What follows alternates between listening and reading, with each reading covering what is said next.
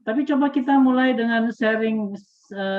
Kita ada doa, kemudian kita sharing dulu. Mungkin ada yang mau sharing? Masa selama ini gue nggak ada yang sharing gitu loh. Ayo silakan, ada penyertaan pimpinan Tuhan sehingga kita merasa bersyukur.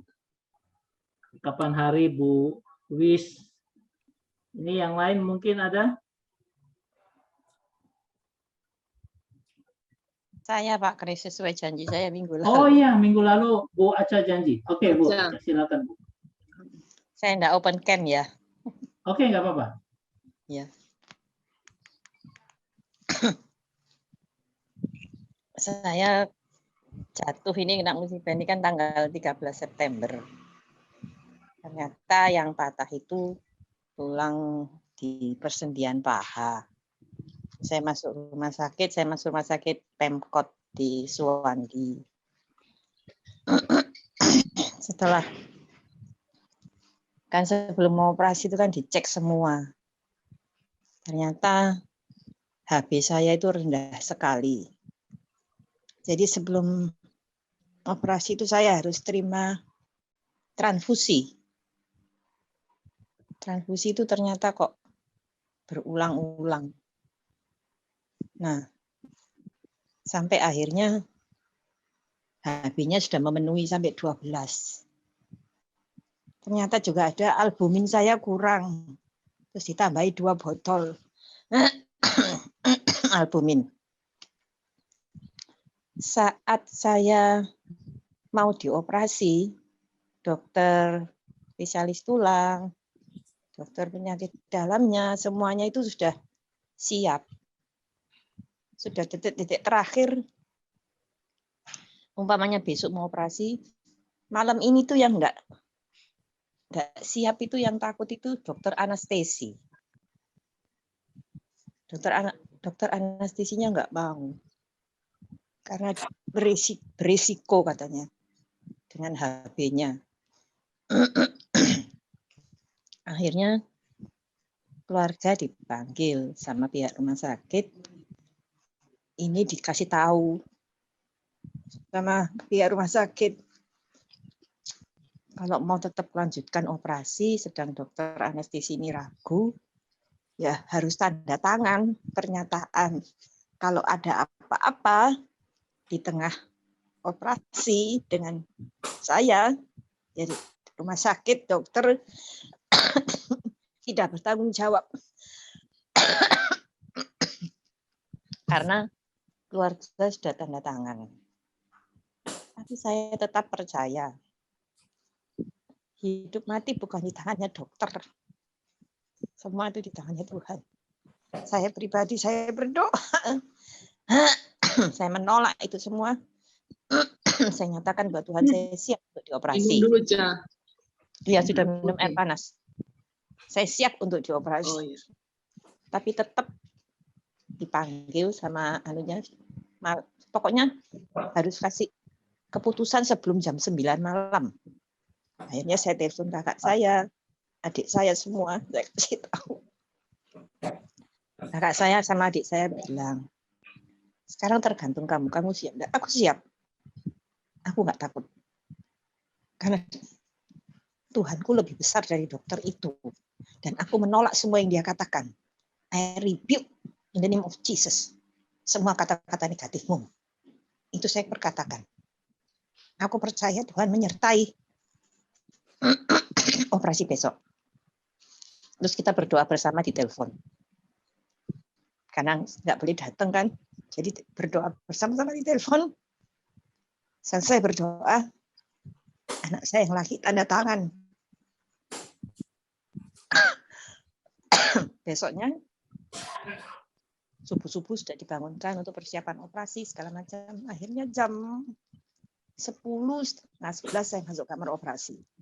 Saya tetap berkatakan firman, saya tetap percaya, saya tolak semua yang dikatakan dokter.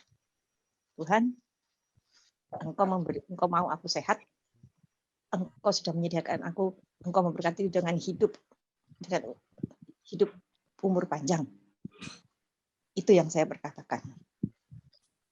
Dan operasi ini saya tahu, hanya tangan-Mu Tuhan yang memakai tangan-tangan, tapi Engkau sendiri yang mengoperasi aku. Saya haleluya, haleluya, haleluya sampai masuk kamar operasi. Ternyata waktu di kamar operasi mau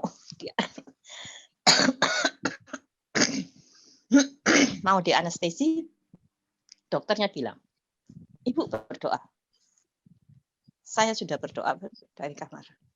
Di sini pun saya tetap berdoa. Saya tetap di situ. Saya tidak peduli. Saya tetap haleluya, haleluya. Praise you Lord, thank you Lord Jesus, thank you Lord Jesus. Ternyata disuntik di pinggul itu 5 suntikan. 3 sebelah kiri, 2 sebelah kanan. Itu memang agak sakit. Tapi saya enggak habis bilang, thank you Jesus. Thank you Jesus. Thank you Lord Jesus. Haleluya, haleluya. Saya begitu terus. Sampai sudah kaku, sudah saya enggak berasa. Saya kira cuma lurus-lurus gini aja badan. Ternyata badan dimiringkan. Jadi paha saya yang mau dioperasi ini di atas. Saya harus menahan badan saya gini. Dan tangan kiri ini nggak dilepaskan. Supaya nggak gerak, supaya nggak ganggu. Tangan kiri dikasih di alat gitu, diikat, dibebat gitu. Terus muka saya ditutup semuanya. Nah, sepanjang, kan cuma separuh yang di anestesi, dari perut ke bawah. Jadi saya masih bisa bersyukur, saya masih bisa. Bahkan saya nyanyi haleluya, haleluya di dalam tutupan muka saya itu. Sampai selesai. Saya tidak mau ngomong aduh. Saya ganti dengan haleluya, haleluya, haleluya. Kan saya tidak berasa. Tapi tetap saya sampai selesai operasi. Ini operasinya sudah selesai. Tapi saat operasi itu, dokter anestesinya minta suster di dalam itu menyiapkan 2 kantong darah dan 1 albumin. Terus dia periksa jantung baru semua baik, oke. Tapi sampai selesai operasi 2 kantong darah tidak terpakai, albumin tidak terpakai. Nah, ternyata setelah operasi itu diperiksa lagi. Jantung, paru pakai alat semua. Kalau ada yang nggak beres, saya harus masuk ICU. Karena pasien-pasien yang di sebelah saya itu 2 itu operasi itu masuk ICU. Sampai pulang mereka tidak kembali ke ruangan. Tapi dengan saya diperiksa semua, terus dokternya semua bilang, baik, nggak ada gangguan, nggak usah masuk ICU. Langsung balik ke kamar perawatan. Nggak biasanya seperti begitu. Waktu saya balik ke kamar perawatan, suster-suster di bagian itu kaget loh. Langsung kembali ke kamar. Oh iya, dokternya nyuruh kok. Nggak perlu masuk. Oh, berarti ibu ini ya bagus. Saya bilang, terima kasih Tuhan. Terima kasih. Aku nggak perlu masuk ICU. Kalau masuk ICU dipasang alat-alat itu saya nggak bisa bayangkan. Di situ saya bersyukur sama Tuhan. Dan saya tidak pernah menyalahkan Tuhan. Saya selalu bilang, aku yang salah, aku yang kurang teliti, aku yang kurang. Saya minta ampun sama Tuhan. Tapi tidak sedikit pun saya bertanya, kenapa ini Tuhan, kenapa? Itu tidak ada di mulut saya. Saya nggak mau keluarin itu. Semua kembali ke saya sendiri. Saya mengoreksi diri saya sendiri. Sampai selesai 1 minggu setelah operasi, saya boleh pulang. Tapi yaitu kakinya selama 2 bulan nggak boleh dipakai, diistirahatkan di tempat tidur, terus digerak-gerakkan cuma telapaknya saja. Nah, mulai bulan Desember ini saya mulai disuruh dokternya latih untuk menjejak. Nggak boleh jalan, terus jejak gitu. Saya bersyukur pertolongan Tuhan dan saya tidak ada rasa saya bisa bersukacita terus bersyukur. Dan juga saya bersyukur satu hal, keluarga yang menopang saya 100 bahkan 1000%. Kakak saya, adik saya, anak saya, keponakan saya menolong saya. Sekalipun kadang-kadang ada perbantahan, tapi sangat menolong saya. Kakak saya itu sudah dia kadang capek bekerja pulang masih merawat saya. Karena saya kan pakai pampers, nggak boleh turun. Jadi BAB maupun air kecil semua di pampers. Itu anak-anak, kakak, adik yang menolong saya. Saya bersyukur punya keluarga itu yang Tuhan beri. Itu yang saya syukuri. Juga sukacita dan sejahtera yang Tuhan beri. Saya tidak bersungut-sungut. Saya belajar dari semua firman Tuhan tentang kesembuhan. Itu yang saya perkatakan tiap hari. Saya pelajari tentang perkataan-perkataan Tuhan Yesus tentang menyembuhkan orang sakit itu. Oleh bilur-bilurnya aku bisa sembuh. Dia mati di kayu salib untuk penyakitku, bukan hanya untuk dosa-dosaku, tapi untuk penyakitku. Itu yang menguatkan saya setiap hari. Saya tidak mau melihat di depan saya, tapi saya tahu saya selalu perkatakan tiap hari, aku sudah sembuh, aku sudah sembuh, aku sudah sembuh. Aku percaya, aku sudah menerimanya. Itu saya bersyukur. Dan aku percaya, tidak lama lagi aku akan berjalan. Bahkan saya prophesy, I can walking before Christmas. Itu saya berkatakan tiap hari. Karena saya percaya. Iman saya nggak boleh goyah. Iman kan Tuhan bilang, sekecil biji sawi pun, asal kamu tidak goyah. Semua yang kamu minta tuh kamu dapat.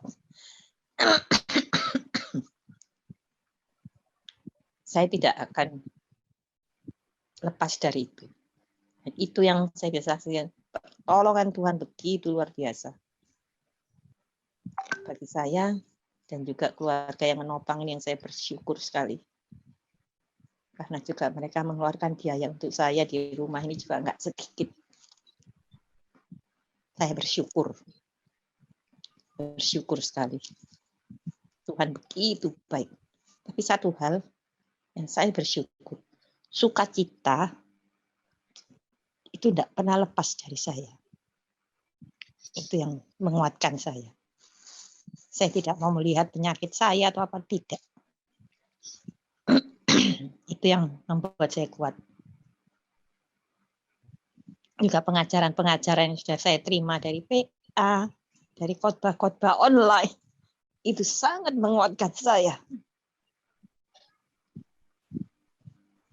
Jadi saya bersyukur untuk Tuhan, untuk semua itu. Itu yang bisa saya bagikan malam hari ini. Terpujilah nama Tuhan. Haleluya. Amin.